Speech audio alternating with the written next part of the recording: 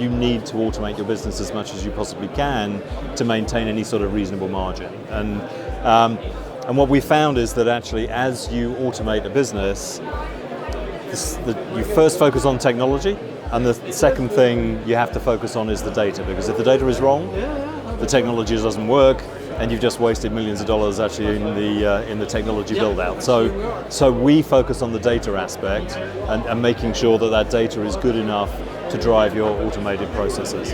It's all around data for me. So if you look at Amazon, Uber, even the Domino's Pizza app, they've taken that data about their users and they've reimagined the digital process. But it's not just about a sort of shiny new app. You know, you've got to look at the underlying process and re-engineer it sort of end to end. One of our customers, Barclaycard, had a merchant onboarding terminal process, and they implemented our tech, which was obviously the first step. But then they looked at the end-to-end process, removed waste from it, and as a result presented a better experience to their customers.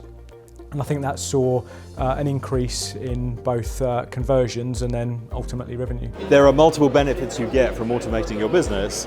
Of course, you can become more operationally efficient, you can take costs out, all of those things operate more effectively. But one of the big benefits of actually having the better quality data and the automated services is you can provide algorithms out to your customer base. You can make sure that actually your customers are getting the best possible experience.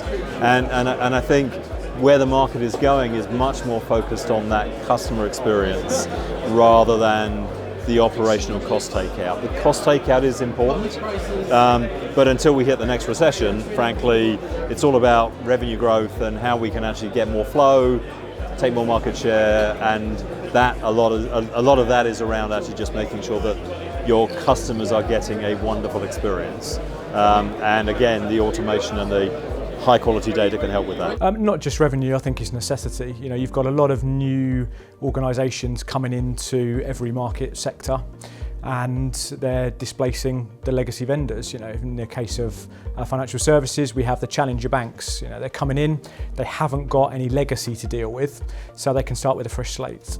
And you know, what do? Well, the first thing they do is to deliver a customer-centric process, and alongside our platform or similar, they can deliver an experience much like those organisations I mentioned before. Whether it's buying a pizza or hiring a taxi through Uber, we as citizens, consumers, customers, we expect that kind of service these days, and that's very difficult for legacy players to deliver on a legacy tech stack.